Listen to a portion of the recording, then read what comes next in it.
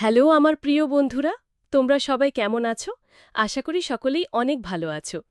বন্ধুরা, আমার নাম সুজাতা। উচ্চশিক্ষিতা হয়েও ভাগ্যের পরিহাসে আমাকে পরের বাড়িতে কাজ নিতে হয়েছিল। আমাদের পরিবারের আর্থিক অবস্থা একেবারেই ভালো ছিল না। বাড়ির অসুস্থ মালিকের সেবা যত্ন করাই ছিল আমার প্রধান দায়িত্ব।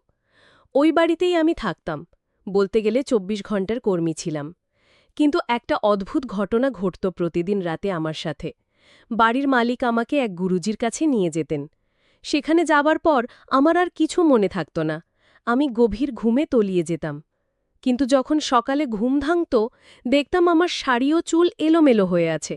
শুধু তাই নয়, সারা শরীরে একটা অদ্ভুত অস্বস্তি হতো এবং ঠিকভাবে হাঁটাচলা করতেও কষ্ট হতো। আমার সঙ্গে গুরুজি সারারাত এমন কি করতেন যার ফলে সকালে আমার এই অবস্থা হতো, তা আমি কিছুতেই বুঝতে পারতাম না। একদিন আমি মনে মনে ঠিক করলাম গুরুজির আসল রোগটা আমাকে জানতেই হবে। তাই সেদিন রাতে গুরুজির ঘরে গিয়ে আমি ঘুমের ভান করে পড়ে রইলাম। তারপর যা দেখলাম তাতে আমার পায়ের নিচের মাটি যেন সরে গেল। আমি দরিদ্র পরিবারের মেয়ে হতে পারি, কিন্তু দেখতে যথেষ্ট সুন্দরী এবং পড়াশোনাতেও ভালো ছিলাম। এতগুলো সার্টিফিকেট থাকা সত্ত্বেও আমার ভাগ্যে একটা সরকারি চাকরি জোটেনি। তাই বাধ্য হয়েই আমি এক বান্ধবীর ভরসায় শহরে এসেছিলাম। মনে হয়েছিল এত পড়াশোনা করে যদি কোনো কাজই না করতে পারি, তবে সব শিক্ষাই বৃথা যাবে। এই ভেবেই গ্রাম ছেড়ে শহরে আসা। শহরে এসে ভাগ্যক্রমে এই ধনী পরিবারে আমার একটা কাজের সুযোগও হয়ে যায়। প্রথম দিন যখন আমি আমার বান্ধবীকে নিয়ে ওই বাড়িতে যাই, ভেতরের পরিবেশ দেখে আমার চোখ ধাঁধিয়ে গিয়েছিল। বাড়িটা বাইরে থেকে যতটা না সুন্দর, ভেতরটা তার চেয়েও কয়েক গুণ বেশি সুসজ্জিত ছিল। মনে হচ্ছিল যেন আমি কোনো রাজপ্রাসাদে প্রবেশ করেছি। আমি যখন অবাক হয়ে বাড়ির চারপাশটা দেখছিলাম, তখন একজন বয়স্ক লোক আমার কাছে এসে জিজ্ঞেস করলেন, "আপনি কি সুজাতা ম্যাডাম?" আমি মাথা নেড়ে সম্মতি জানালে তিনি আমাকে একটি জায়গায় বসতে অনুরোধ করলেন এবং বললেন বাড়ির কর্ত্রী আসছেন। কিছুক্ষণ অপেক্ষা করার পর বাড়ির কর্ত্রী যখন আমার সামনে এলেন, তাকে দেখে আমি কিছুটা ভয় পেয়ে গিয়েছিলাম। তিনি আমাকে বললেন, "সুজাতা, তুমি যদি এই বাড়িতে কাজ করতে চাও, তবে তোমাকে এখানেই ২৪ ঘন্টা থাকতে হবে। এর বিনিময়ে আমি তোমাকে মাসে ৪০,০০০ টাকা বেতন দেব।" ৪০,০০০ টাকার কথা শুনে আমি আর দ্বিতীয়বার ভাবিনি। সঙ্গে সঙ্গে রাজি হয়ে গিয়েছিলাম। তখনও আমি জানতাম না যে আমাকে ঠিক কী কাজ করতে হবে বা কেন তিনি আমাকে এত টাকা দিতে চাইছেন। আমি যখন কাজের বিষয়ে জানতে চাইলাম, তখন তিনি বললেন যে কোনো কাজ শুরু করার আগে তাদের বাড়ির গুরুজি আমার হাত দেখবেন। গুরুজি যদি আমাকে পছন্দ করেন, তবেই আমি এই বাড়িতে কাজ করার সুযোগ পাব। আমি তো কাজটা পাওয়ার জন্য উদ্গ্রীব ছিলাম, কারণ কর্ত্রী জানিয়েছিলেন তার স্বামী খুবই অসুস্থ এবং তার দেখাশোনা করাই হবে আমার মূল কাজ। কর্ত্রীর কথা মতো আমি গুরুজির জন্য অপেক্ষা করতে লাগলাম। কিছুক্ষণ পর এক লম্বা চওড়া চেহারার মানুষ ঘরে ঢুকলেন, যার পরনে ছিল ধুতি আর গায়ে জড়ানো ছিল সাদা চাদর। তিনি আমার সামনে আসতেই কর্ত্রী আমার হাত ধরে তার কাছে নিয়ে গিয়ে বললেন, "গুরুজি, এই মেয়েটির নাম অনন্যা। ও অনেক শিক্ষিত, তাই আমি ওকে আমার স্বামীর দেখাশোনার জন্য নির্বাচন করেছি। এখন আপনি বিচার করে বলুন ওকে আমাদের বাড়িতে রাখাটা শুভ হবে কিনা।" কি কারণে জানি না, ওই গুরুজিকে প্রথমবার দেখার পরই আমার মনে এক অজানা আতঙ্ক ভর করেছিল। আমি অবাক হচ্ছিলাম যে এত ধনী এবং আধুনিক হয়েও এই বাড়ির লোকেরা কি করে এমন কুসংস্কার আর অন্ধবিশ্বাসে ডুবে আছে। কর্ত্রীর কথায় আমি যখন গুরুজির সামনে গিয়ে দাঁড়ালাম, তখন তিনি আমাকে বললেন, "তোমার হাতটা আমার দিকে এগিয়ে দাও।" আমি ভয়ে ভয়ে হাতটা বাড়োতে তিনি তার ২ হাত দিয়ে আমার ডান হাতটা শক্ত করে চেপে ধরলেন এবং চোখ বন্ধ করে বিড়বিড় করে কি যেন মন্ত্র পড়তে লাগলেন। তারপর চোখ খুলে আমার মাথায় হাত রেখে কর্ত্রীর দিকে তাকিয়ে বললেন, "অনন্যাকে এই বাড়িতে রাখলে আপনাদের মঙ্গল হবে। এই মেয়ে এই পরিবারের জন্য খুবই সৌভাগ্যশালী।" কিন্তু গুরুজি যখন আমার হাতটা জোরে চেপে ধরেছিলেন, তার সেই স্পর্শ আমার একটুও ভালো লাগেনি। গুরুজির কথা শুনে কর্ত্রী খুব খুশি হলেন এবং আমাকে মালিকের সাথে পরিচয় করিয়ে দেওয়ার জন্য ওপরের তলার একটা ঘরে নিয়ে গেলেন। ওপরের ঘরে গিয়ে মালিককে যে অবস্থায় দেখলাম, তা দেখে আমার খুব কষ্ট হলো। তিনি পক্ষাঘাতগ্রস্ত অবস্থায় একটি হুইল চেয়ারে বসেছিলেন। তার নিজের থেকে নড়াচড়া করারও ক্ষমতা ছিল না। কর্ত্রী আমাকে বুঝিয়ে বললেন যে তার খাওয়া দাওয়া থেকে শুরু করে সমস্ত কাজ আমাকেই করে দিতে হবে এবং তার জন্যই তিনি আমাকে ৪০,০০০ টাকা বেতন দেবেন। মালিকের অবস্থা দেখে আমি মনে মনে ঠিক করলাম এই কাজটা আমি মন দিয়েই করব। কিন্তু সেই বাড়িতে প্রথম রাতেই আমার সঙ্গে এক অদ্ভুত ঘটনা ঘটে। আমি যখন কর্ত্রীর কাছে মালিকের এই অবস্থার কারণ জানতে চেয়েছিলাম, তিনি বলেছিলেন যে ৭ মাস আগে তাদের ২৭ বছরের যুবক ছেলে এক দুর্ঘটনায় মারা যায়। সেই শোক সহ্য না করতে পেরেই তার স্বামী পক্ষাঘাতগ্রস্ত হয়ে পড়েন। ঘটনাটা শুনে আমারও খুব খারাপ লেগেছিল, যেহেতু আমাকে ২৪ ঘন্টাই ওই বাড়িতে থাকতে হতো, তাই কর্ত্রী আমাকে মাল্লিকের পাশের ঘরেই থাকার ব্যবস্থা করে দিয়েছিলেন। কিন্তু সেদিন মাঝরাতে যখন আমি ঘুমোচ্ছিলাম, আমার মনে হলো কেউ যেন আমার শরীরে বাজেভাবে হাত দিচ্ছে। আমি আতঙ্কিত হয়ে ঘরের আলো জ্বালিয়ে দিলাম, কিন্তু দেখলাম ঘরে কেউ নেই। আমি ভয় পেয়ে ঘর থেকে বেরোতেই প্রায় ছুটতে থাকা গুরুজির সময় আমার ধাক্কা লাগল। আমাকে এতটা ভয় পেতে দেখে গুরুজি বললেন, "কি হয়েছে সুজাতা? এত রাতে তুমি একা একা বাড়ির মধ্যে এভাবে ঘুরে বেড়াচ্ছ কেন?" আমি তখন কেঁপে কেঁপে তাকে বললাম যে আমার মনে হলো কেউ যেন আমাকে খারাপভাবে স্পর্শ করার চেষ্টা করছিল। গুরুজি তখন আমার মাথায় হাত বুলিয়ে দিয়ে বললেন, "ভয় পেও না, আমি তোমার সঙ্গে আছি। এই বিষয়ে কাল সকালে কথা হবে।" এই বলে তিনি আমার ঘাড়ে হাত দিয়ে আমাকে আমার ঘরে নিয়ে এলেন। আমি ভয়ে চুপচাপ বিছানায় শুয়ে পড়লাম। আর গুরুজি জানালার পাশে চেয়ারে বসে মালা জপ করতে লাগলেন। এরপর কখন যে আমি ঘুমিয়ে পড়েছিলাম তার মনে নেই। আমার অনুমান গুরুজির বয়স ৫৫ বছরের কাছাকাছি হবে। এদিকে বাড়ির কর্ত্রী প্রতিটি বিষয়ে গুরুজির পরামর্শ নিতেন, আর গুরুজির আদেশই তার কাছে শেষ কথা ছিল। আমি আমার দায়িত্ব খুব সততার সাথেই পালন করছিলাম। মালিককে সময়মতো খাওয়ানো, ওষুধ দেওয়া, সবকিছু আমি সময়মতো করতাম। আমি ভেবেছিলাম মাস গেলে ৪০,০০০ টাকা পেলে আমার সংসারের সব দুঃখ দূর হয়ে যাবে। আমার অসুস্থ মায়েরও ভালো চিকিৎসা করাতে পারব। গ্রামে আমার দাদা আর বৌদি মায়ের দেখাশোনা করত।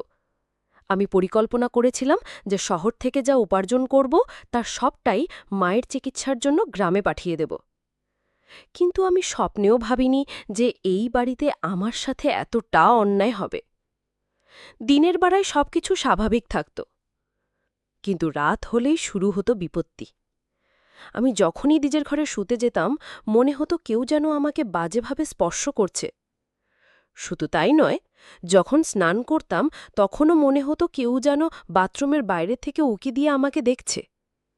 অর্থাৎ ওই বাড়িতে রাতে গুরুজি, কর্ত্রী, তার যুবতী মেয়ে আর হরিকা ছাড়া আর কেউই থাকত না। তাহলে কে আমার সাথে এমন করত? বাড়ির বাকি যে ৪-৫ জন কাজের লোক ছিল, তারা দিনের কাজ সেরে দুপুরেই নিজেদের বাড়ি ফিরে যেত, তাই তাদের ওপর আমার কোনো সন্দেহ ছিল না। আর হরিকা তো সারাদিন রান্নাঘরেই ব্যস্ত থাকত। তাহলে কে আমার দিকে এমন খারাপ নজরে দেখত? আমি কল্পনাও করতে পারিনি যে যাকে আমি সবচেয়ে বেশি বিশ্বাসযোগ্য ভাবার চেষ্টা করছিলাম, সেই লোকটাই আমার সর্বনাশ করতে চাইছে। প্রথম রাতের ওই ঘটনার পর থেকে গুরুজি আমার প্রতি খুব সহানুভূতি দেখাতেন, কিন্তু আমি কখনোই তার ওপর পুরোপুরি বিশ্বাস করতে পারতাম না। আমার কর্ত্রী তার ছেলের মৃত্যুর শোকে প্রায় মানসিক ভারসাম্য হারিয়ে ফেলেছিলেন, তাই গুরুজি তাকে যা বলতেন তিনি তাই বিশ্বাস করতেন। এক কথায় কর্ত্রী ছিলেন গুরুজির অন্ধভক্ত। কিন্তু আমার রাতে মনে হতো যে কেউ যেন আমার উপর নজর রাখছে। তাই আমি রাতে ঘুমানোর সময় ভয়ে ঘরের দরজা জানানো সব বন্ধ করে গায়ে চাদর জড়িয়ে শুয়ে থাকতাম। কিন্তু সকালে উঠে দেখতাম আমার চুল আর পোশাক এলোমেলো হয়ে আছে। পেটের ভেতরও একটা ব্যথা অনুভব করতাম। আমি কিছুতেই বুঝতে পারতাম না, রাতে তো আমি সম্পূর্ণ সুস্থ অবস্থায় ঘুমোতাম, কিন্তু সকালে যেন আমার শরীর এত দুর্বল লাগত। অবশেষে আমি বাধ্য হয়ে এই কথাটা কর্ত্রীকে জানাই। তিনি তখন গুরুজিকে সব খুলে বলেন। গুরুজি তখন আমাকে আর কর্ত্রীকে বললেন যে কর্ত্রীর মৃত ছেলের আত্মা নাকি আমাকে পছন্দ করেছে, এবং সেই আত্মা প্রতি রাতে আমার সাথে তার ইচ্ছা চরিতার্থ করে। সেই কারণেই নাকি আমার পোশাক আর চুল এলোমেলো হয়ে থাকে। আমি তখন গুরুজিকে স্পষ্ট বলেছিলাম যে আমি এই ধরনের অবাস্তব কথাই বিশ্বাস করি না। তখন গুরুজি কর্ত্রীকে বললেন যে তার ছেলের আত্মার শান্তির জন্য আমাকে এটা গুরুজির সাথে একটি বিশেষ পূজা করতে হবে, এবং সেই পূজার সমস্ত নিয়মকানুন আমাকে পালন করতে হবে। গুরুজির কথা শুনে আমি রেগে গিয়ে কর্ত্রীকে বললাম, "ম্যাডাম, আমি এসব করার জন্য এই বাড়িতে আসিনি। আমি মালিকের সেবা করার জন্য এসেছি। আমি কোনো পূজা বা নিয়ম পালন করতে পারবো না, কারণ আমি এসব কুসংস্কারে বিশ্বাসী নই।" আমার কথা শুনে কর্ত্রী কান্নায় ভেঙে পড়লেন এবং আমার হাত ধরে বললেন, "দেখো সুজাতা, শুধু আমার ছেলের আত্মার শান্তির জন্য আর একজন মায়ের মনের শান্তির জন্য তুমি গুরুজির কথাটা রাখো। আমি তোমার পায়ে পড়ছি, তুমি এর জন্য যত টাকা চাও আমি তোমাকে দেব। কর্ত্রীর এমন কাকুতি মিনতি দেখে আমি শেষ পর্যন্ত এই পূজায় দোষতে রাজি হয়েছিলাম। কিন্তু আমার মন বলছিল যে ওই গুরুজির উদ্দেশ্য মোটেও ভালো নয়। তাই আমি আগে থেকেই সতর্ক হয়ে গেলাম। সেদিন রাতে যখন গুরুজি আমাকে একটি অন্ধকার ঘরে নিয়ে গেলেন, আমি দেখলাম সেখানে পূজার সমস্ত সরঞ্জাম আগের থেকেই প্রস্তুত রাখা আছে। একটি অগ্নিকুণ্ডও জ্বালানো হয়েছে। গুরুজি আমাকে অগ্নিকুণ্ডের সামনে বসিয়ে পূজা শুরু করলেন। কিছুক্ষণ পর তিনি আমাকে মন্ত্র পড়া এক গ্লাস জল খেতে বললেন। সেই জল পান করার পরে আমার মাথাটা কেমন ভারী হয়ে এলো এবং আমি চোখে ঝাপসা দেখতে লাগলাম।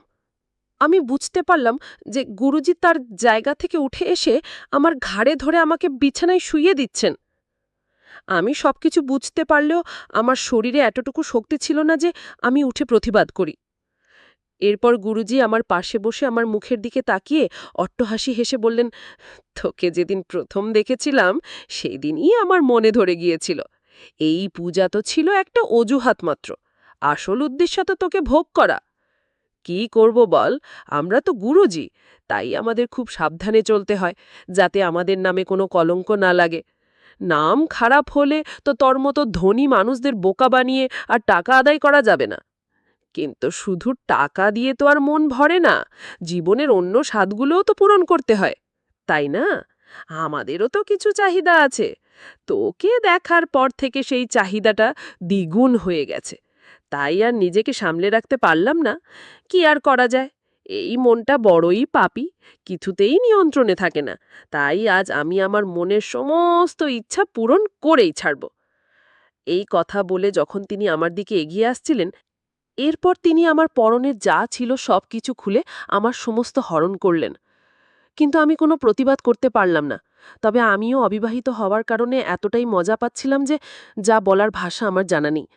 আমিও ভাবছিলাম, যেহেতু এর আগে কখনোই আমি খেলাধুলা করিনি বা জানি না, যেহেতু গুরুজি আজ এটা করছে তাহলে করুক, আমিও আর বাধা দিইনি।